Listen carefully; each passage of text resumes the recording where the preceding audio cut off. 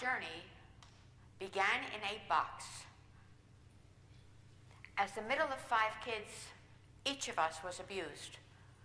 Physically, verbally, emotionally, and yes, sexually. Abuse is isolating.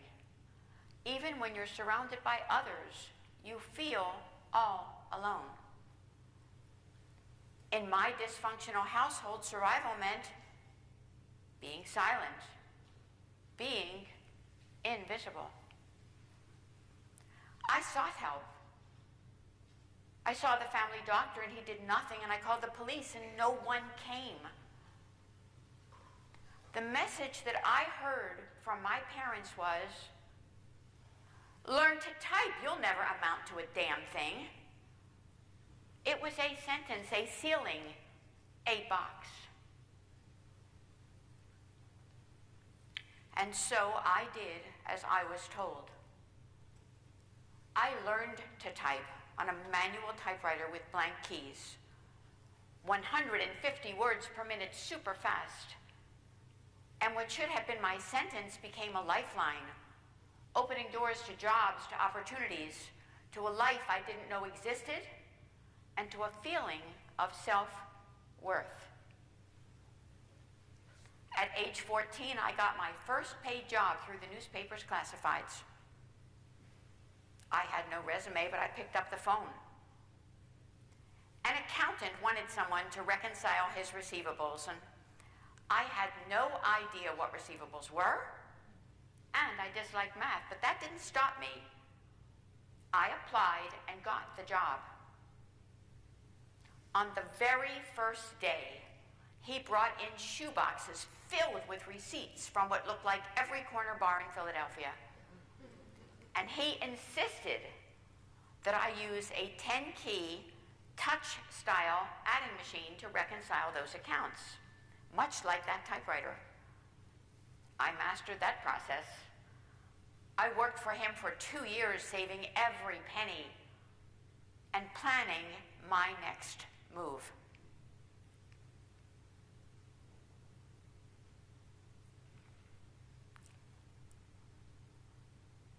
More than receivables, much more than receivables, I learned tenacity, I learned resilience, I learned that I was visible, that I mattered, and that I could prove my parents wrong. Cheryl Richardson, a survivor, tells us that people start to heal the moment they feel heard. And finally, I felt heard. College was out of reach for me. My parents had no money and no interest in higher education, but I could dream about the kinds of things that brought me joy, caring for and serving others. I sent for college catalogs from all over the area, and I poured through them, looking for my next opportunity.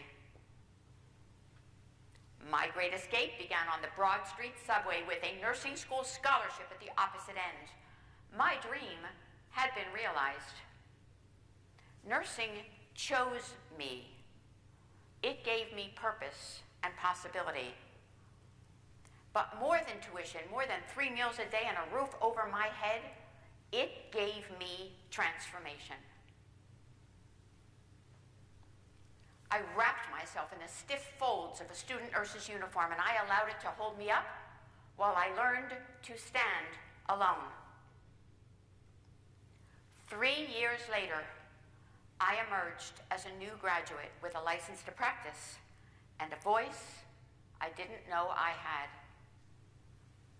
But finding your voice doesn't ease the pain. You carry it with you.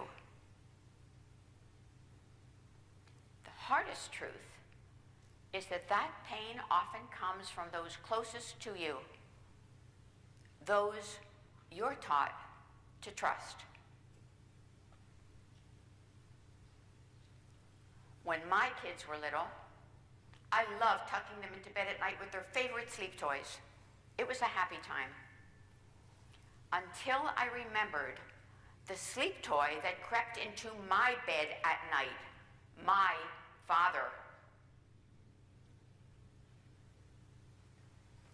I sought the help I never received through therapy and mindset shifts and so much more.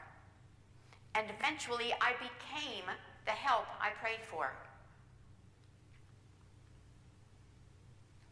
I joined the board of the Zachariah Center for Sexual Assault and served for 10 years as an advocate, listening to the stories of those who had been abused and standing by them so they didn't need to stand alone.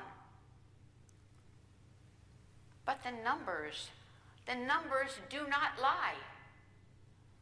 The National Sexual Assault Hotline tells us that 1 in 3 women and 1 in 6 men is sexually violated in their lifetimes.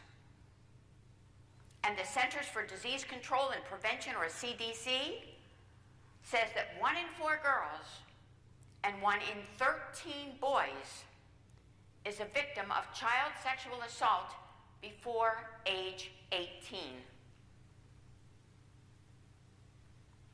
Most never report, because the silence we're taught as children protects abusers and punishes those of us who survive.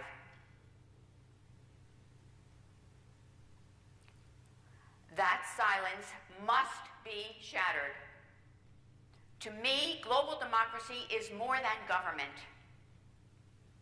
It's an ethic of responsibility and belonging. It is humanity. It gives voice to the voiceless, leaving no one behind. And together, we step out of that box and become unstoppable. Years ago, I watched one of my kids play with an old cardboard box. First it was a plane, then it was a rocket ship, and then it was a magical bat cave.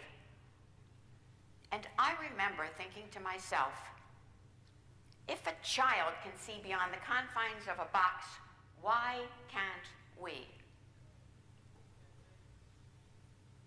As adults, we feel boxed in. We trade our dreams for expectations. But when we think differently, when we question the limits and imagine the possibilities, we grow, we lead, we heal, and we become unstoppable. You've heard the term, think outside of the box. How did that make you feel? What if the box is all you've ever known and it feels safer to stay inside? You're afraid. Who am I to try? What will others think of me? What if I fail? But fear is not the enemy. Fear is a sign that you're on the brink of an outside-of-the-box idea. And thinking differently is not new. I've been doing it since childhood. I didn't know what it was called.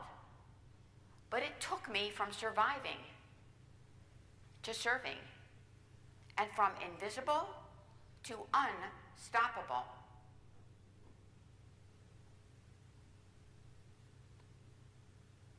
The 4 W's is a way forward.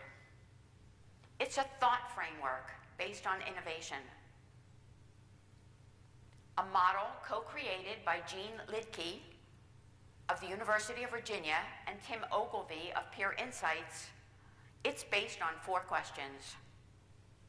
I turned to that model and asked myself those 4 questions. What is? What is my reality? I faced my abuse. What if? What if I could imagine a different life for myself, one based on education? What wows? A nursing school scholarship offered me an opportunity. And what works? Education, support, and an innate belief that I mattered, that I was visible. I now apply that principle in my own work and share it with others who find it of interest. When you feel boxed in, start to think differently, to see with fresh eyes, to dream without fear. and to become unstoppable.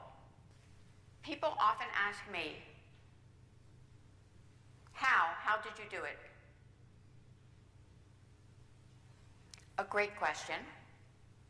The truth? I was scared each step of the way, and yet I faced the dark. Imagine your mind as a flashlight. When you shine it in one direction, you see only what's in front of you. But if you swivel that light into the dark corners of possibility, you see what might be possible.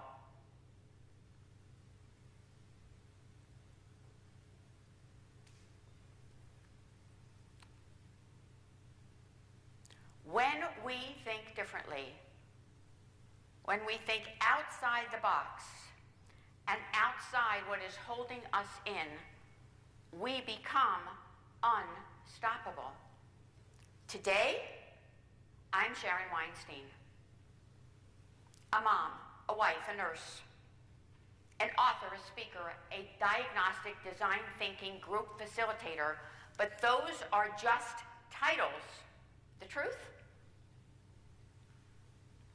I was born into violence, and now I live in peace. I was silenced, and now I amplify others. I was told I'd never amount to a damn thing, and yet I rise, and so can you. So I ask you, what box are you in?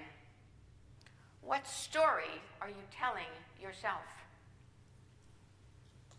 What voice has yet to be heard? Maybe even your own. Thinking differently gave me back my life, and giving back gave me purpose. Purpose made me unstoppable. And now, it's your turn. Pick up that light. Find that corner.